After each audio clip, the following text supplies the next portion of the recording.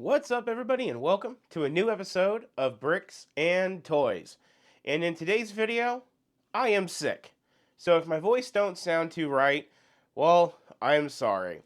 When you have kids, they like to collect diseases like Pokemon cards and bring them home, and it's good luck. I hope you enjoy a fever because you're going to get one every other month because that's what it means to be a parent. It's just lovely.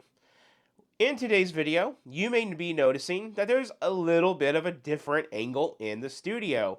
That's because right before I got sick and I finished up wrapping up the steamboat, I was looking at the steamboat and looking around, kind of just vibing out, and I realized that my studio looks good for my apartment, which is good for my family and I because we got to look at this place. But you know what? It could look better for you guys. So I said, to hell with what I like in my house. Let's change it around a little bit and let's see if I can make this a better viewing experience for all of you. Now, my shadow lights or my box lights, I actually have those mounted right behind the camera on my ceiling, which is awesome. I believe that the angle that gives the lighting is just amazing. It looks great in here. And then I turned my desk around sideways so you guys can now see the Lego over here, the Lego behind me, and also the Lego Technic cars around my window. So let me know down in the comments below if you guys are vibing out to the new lighting and the new layout. I pretty much took my desk that was like this and I went like this. So I no longer have to trip over tripods and light boxes on tripods in front of my door. This apartment that I live in is very small, and anytime I decide to film a YouTube video, all the equipment goes right into my front door, and nobody can leave the apartment until I finish my video and put it away. So we changed that, and I hope you guys are enjoying the viewing angle. That's enough on the updates and the whining about being sick. Now we got to get on to work. I am 2 days behind on this build because, well, I could have quit sweating like a pig.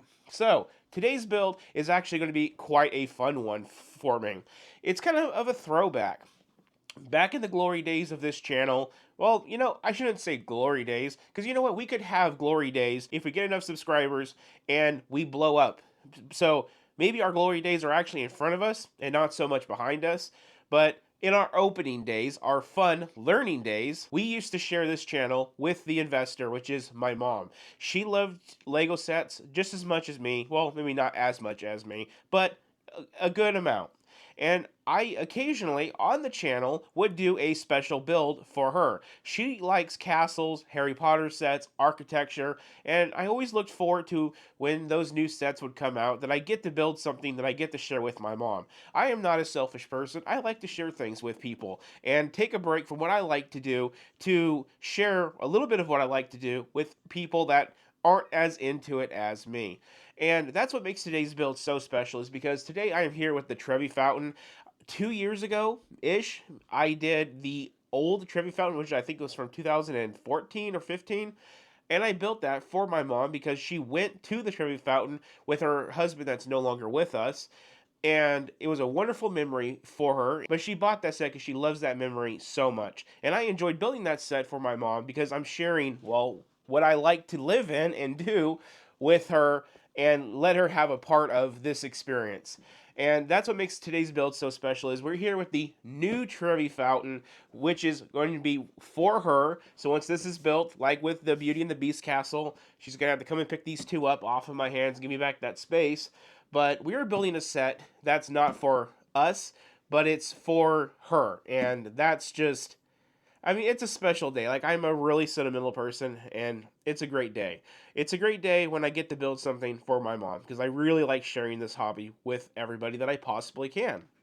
So, the Trevi fountain. Now, with the new studio layout, I'm still trying to figure out if I want to go from this side or from this side. This side is what we usually film from, so you know what? I think I'm just going to go back to this side. So, as I said, we are here with the new Trevi fountain. This came out on March the 1st, I believe, and it is the latest architecture set to be released. Now, this is an 18 and older set, thus we have the traditional all blacked out box, greebled bottom. This one's going to have a white greebled bottom to kind of go with the white architectural Rome styling of the set, because the Trevi fountain is in Rome, Italy. As I like to annoy my wife, I like to say Rome, Italy. And just like I like to say, Canada is Canada. I just do it to play with people. It is what it is. So 18 and older, this set is 21062 with 1,880 pieces. One of the things that I did read online about this set, that this set is 2 to 3 times the price of the original Trevi fountain, which I believe was around $50 and 700 pieces, and a little over 2.5 times the piece count. So some people are saying, based on that alone, the set is a little overpriced.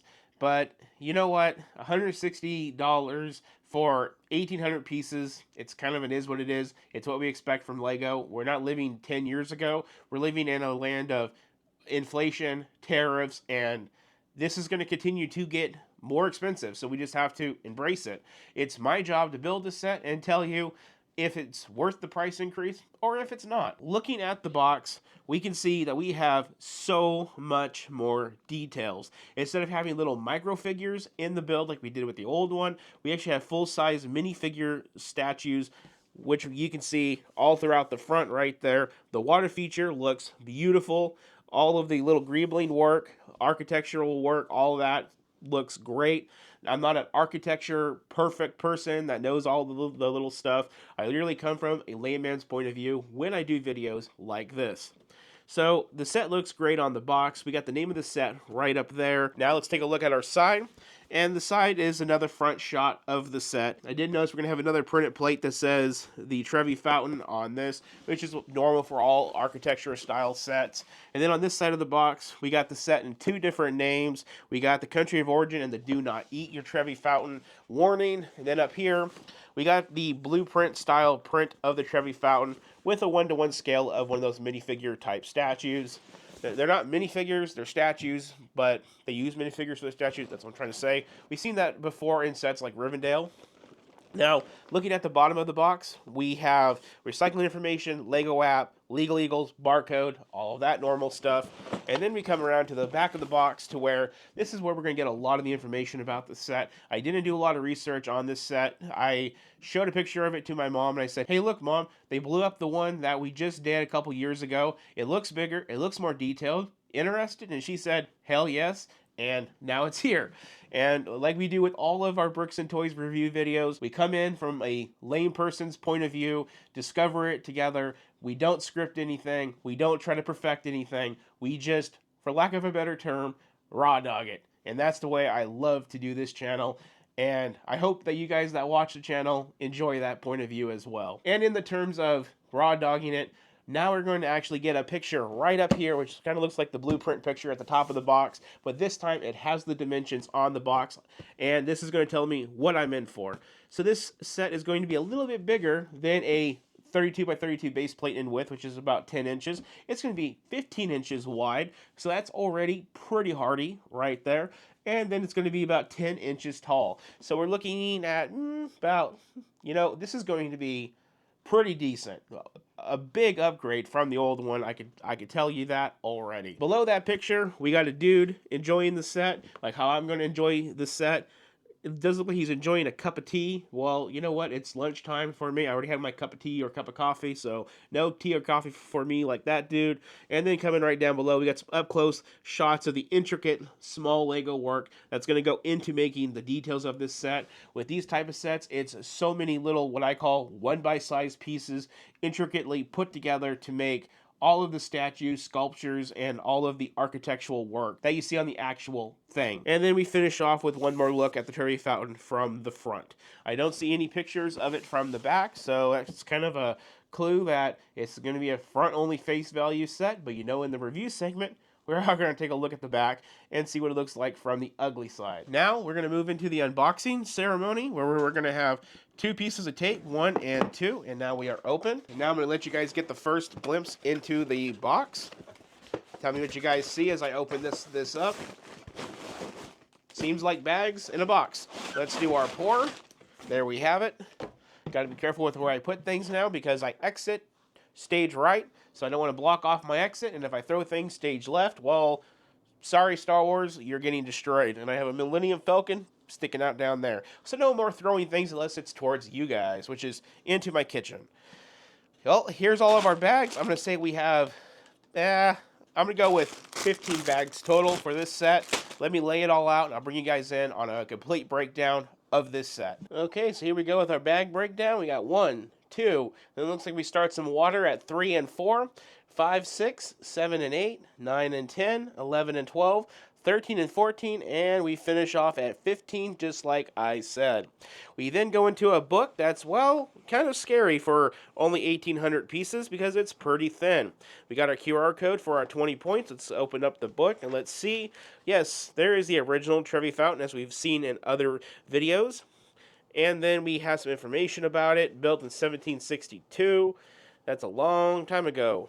And then we got some people, more information, and then it goes straight into the build. Looks like we are going to actually have some information on the build in the book, which is great. That's going to be good for the review portion of this video. Now we're getting to the back of the book, where we're going to finish out with one more fact, but our actual steps are going to finish off at 328 with 215 pieces. That is the Trevi fountain in a nutshell. Up next, well, it's going to be the review. And this should be a pretty quick build, so I should be still sick with a lovely voice when it is all done and ready. So here's that segment now. Okay, everybody, here we are at the Trevi fountain review. Let's light up my chopstick saber, and let's get to talking about it. Okay, everybody, starting off with the whole set. It's full of details. That's the story, the end. We're done. Let's all go home and have a beer. Okay, just playing. This set has a lot of details, yes, but let's talk about those details in depth for this review.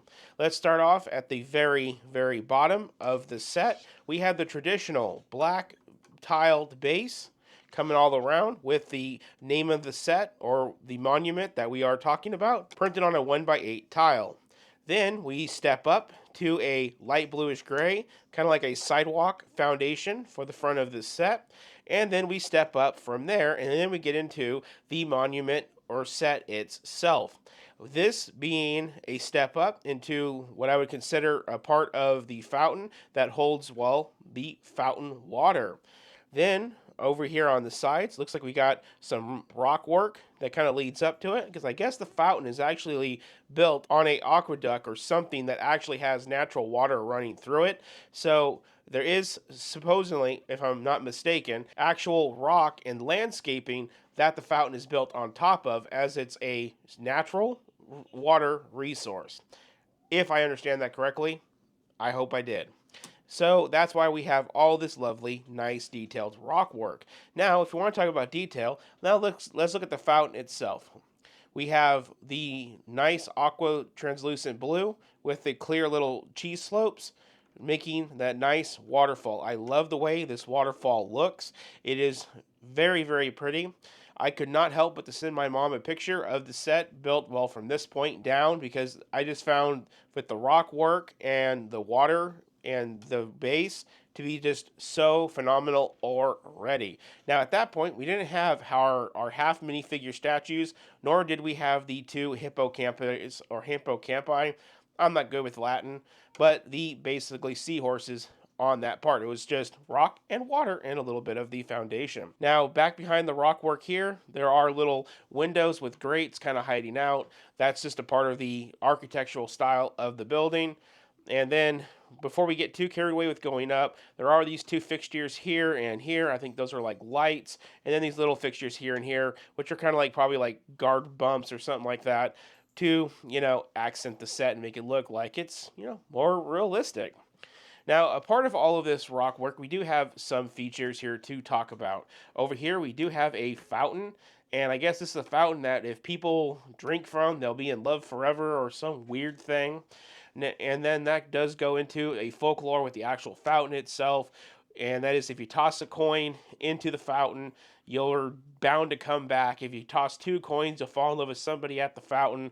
Okay, well, I highly doubt that actually happens. But if it did for you and you were here, well, let me know. The 2 coin theory is hidden inside of the set to where you cannot see it. But you do put 2 5-cent pieces inside of the set as a Easter egg buried within the set, as most Lego sets do for that feature. Then we go into our statues. Now, each one of these statues has a meaning. So, in the terms of statues and all the mythical stuff that goes along with this, we do have these two right here. These are called Tritons. I guess this one is struggling to rein in this hippocampus or seahorse guy right here. Now, in the terms of the seahorses, this head element is the first time that this head element has returned since being used in a classic minifigure series. I'm not sure which one, but that's where they got the heads for those two hippocampi. Now, back to our statues. Let's just go over these one by one right throughout here. Our first one is called Abundanitas. I guess she is the goddess of abundance that pours the water into the fountain. Then the guy in the middle, I guess his name is Neptune. He's known as the god of the seas. And then our last minifigure in this row is called Solace and is the goddess of health. So there we go. We got some mythology out of the way. We'll get more into it as we go up. But for now, let's take a break on the mythology and let's look at either side of this level of these figures.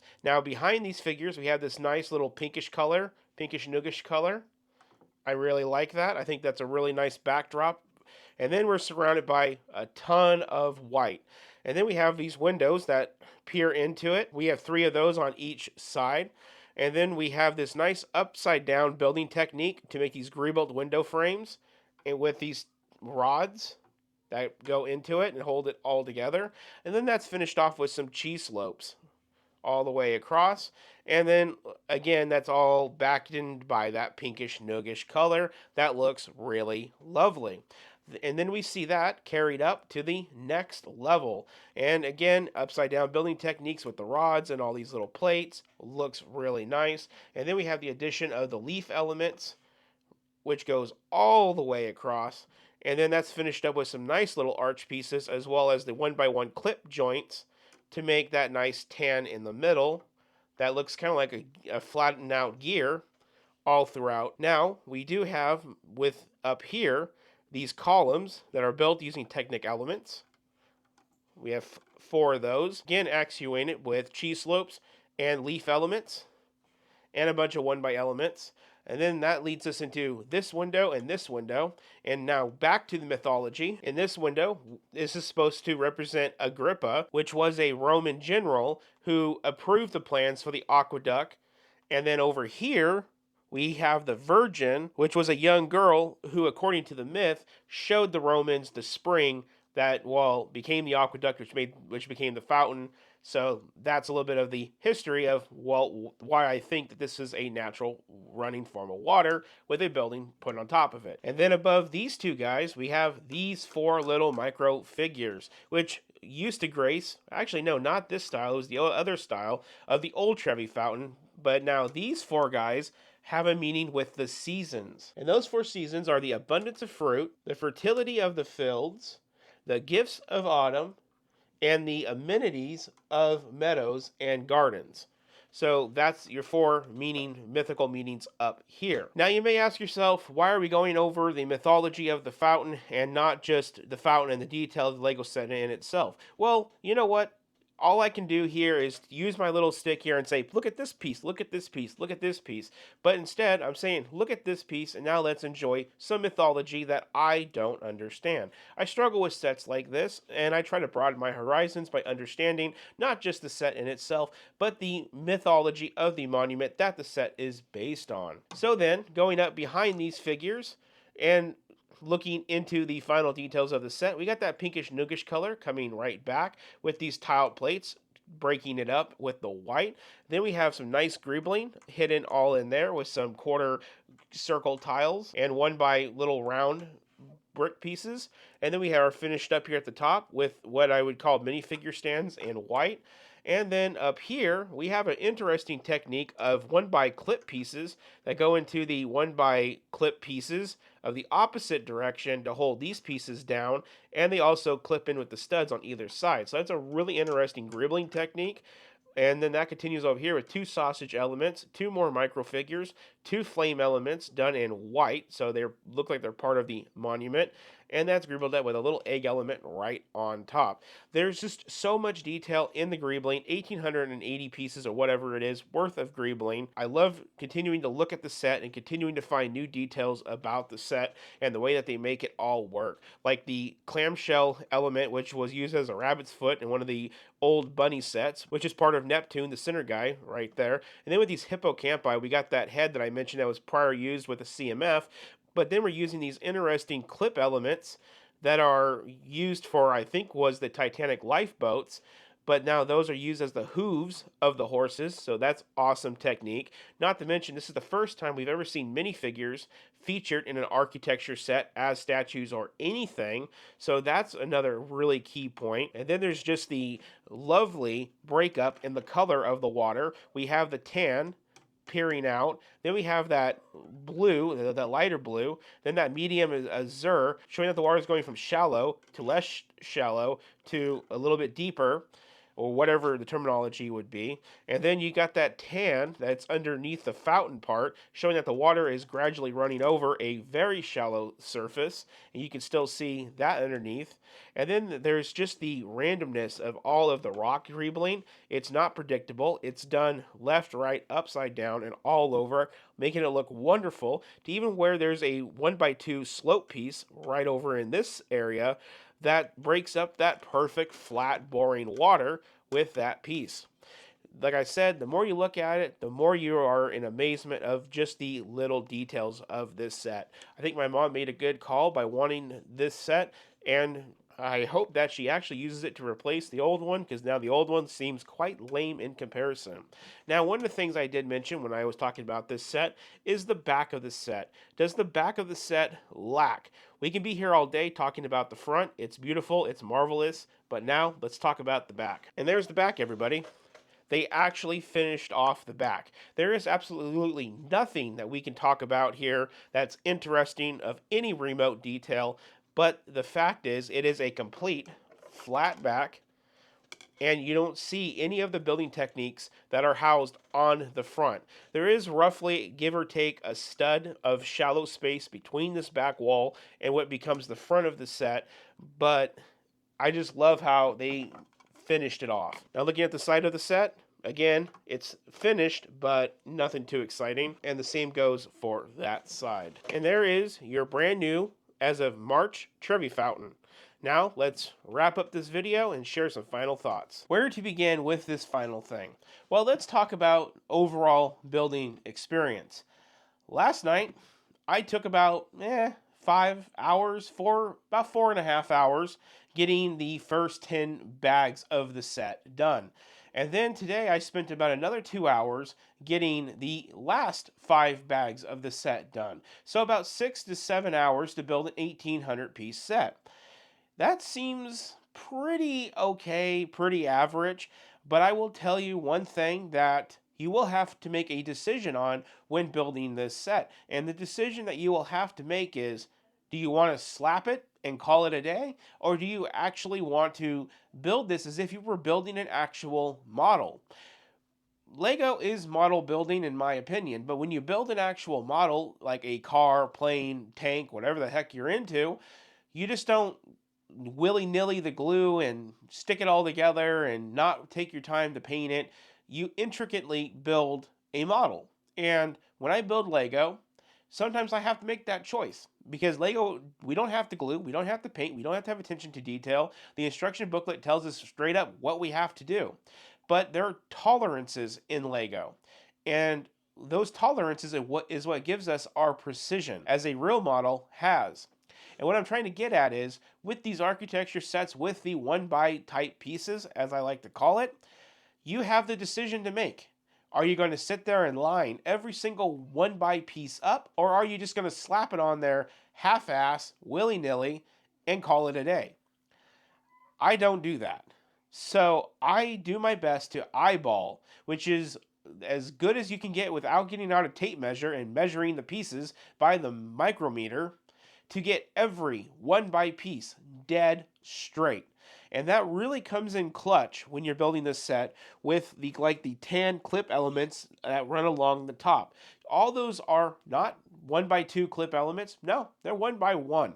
So I sat there and took way more time than I actually had to get those pieces perfectly gapped with their tolerances. Nothing sideways any more than I could control. And that goes throughout the entire set. The cheese slopes on the waterfall, the angles of the hippocampi, the hair pieces on the minifigure statues, the flame elements up here, the sideways elements that come out of the top, all of the microfigure statues all throughout this. Every single thing about this set is getting that one little piece straight and keeping it that way, and then going on to the next. Because if you keep putting your pieces like this, it's going to eventually start showing in a really negative way. That is why it took me around 6 to 7 hours, if not more, to build this set. Because I made that choice that I want every freaking gap within the hairline tolerance to be equal around the entire piece. Repeat it throughout the entire set. That is the hell of an architecture set or any micro type build of a set. But that's what makes building Lego like building models, is that precision. But like I said, you don't got to do that for yourself. You could just half-ass willy-nilly throw it on there, and who cares if this 1x1 tile is sideways. That makes me cringe. I'm gonna fix that. But yeah. So that's like the only really crazy thing I have to say about this set is the building time. Because of that, the price point, 160 seems a little obsessive. Now that I've built the set, gone through it, enjoyed it, maybe a 150, 140. It just seems really weird that they put it at a 160. You know, especially speaking that it's basically 2.5 times more pieces than the old one. The old one was about 40 to 50 bucks back in the day. I feel like there's a little bit of a thing there. I'm not sure if the monuments are trademarked, and that's maybe why there's a price increase, is to use the name. They got to put a license on this. Not exactly sure how that all works, but maybe that's something. Who knows? Don't spend enough time doing architecture to find out. Now, I will say, if you know someone that likes architecture, this does make a really good gift idea. And in the terms of gifting, there is something that I'm going to do with this set for Mother's Day for my mom, for when she does get the set, and I hope she can make the space for it, because there's something that makes the set look really good, and I can't say what it is, but let's just say a company in the UK makes it. We'll leave it at that. And I think when you pair the set with something of what I'm hinting at, and all you Lego fans, I think you can put it together, sometimes that makes it all worth it. And I think in the end, this will be all worth it with that. I don't have much more to say. I'm still recovering from being sick, still struggling to keep my thoughts straight, still struggling to talk. Whatever got me sick from my kid really got me sick. Our last kid is finally sick with it, and once she's done with it, then this cold and flu virus will be out of our house, and in a month we'll be on to the next one, because that's what it's like having kids. So if you enjoyed this video, please consider hitting the subscribe button right down below. As usual, share the video with a friend, hit the thumbs up, the like button, and up next on the channel, we will be building, back to my sets from March as well, the F1 Technic race car. So if you guys want to check that out, well, be sure to check it out. It's the next video in a few days. And for now, thank you guys so much for watching. I hope I feel better, but probably won't when I get to that video. Y'all have a good one.